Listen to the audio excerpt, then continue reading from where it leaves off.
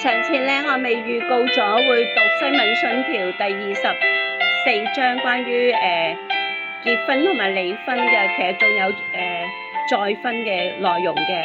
咁好啦，咁今次都係速講啦，因為遲啲會上載威廉神3個語言嗰個西敏信條嘅內容啊，大家記得收睇啊。咁金句一樣就係創世記2章24節。因此，人要離開父母與妻子聯合，二人成為一體。咁咧就係好簡單嘅。咁佢總共有6節啦，6節信條。咁呢6節信條咧，就係第一、第二節咧係講到結婚，再跟住咧就係到第4節都係講結婚啊。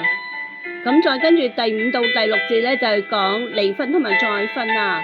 咁第一節咧就講到合法嘅婚姻制度，即係神所定嘅咧，就係一男一女一夫一妻制啊。咁再跟住就係佢有婚姻嘅目的啊，有幾個啦，就係互相幫助啦，按正道生兒育女啊。再跟住咧防止污穢同埋不潔嘅事啊。咁而喺嗰個過程裏邊製造亞娃嘅時候咧，就講到爛人獨身不好啊。所以咧，如果強制嗰啲神職人員要獨身咧，其實係唔啱聖經嘅。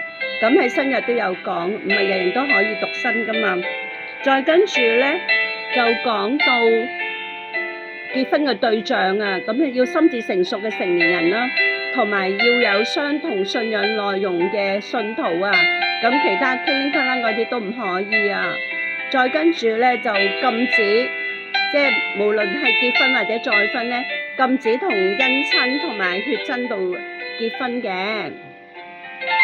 咁再跟住咧講離婚同埋再婚，離婚只有2個理由嘅啫，就係耶穌講就係淫亂嘅事，同埋哥林多前書保羅講咧就係被非信徒所遺棄啦。咁好啦，再跟住就係再婚，咩人有資格再婚咧？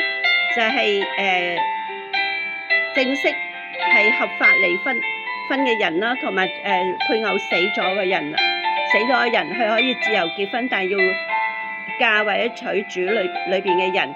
咁再詳細情形咧，大家要睇翻威廉神嗰個原裝嗰個信條啊。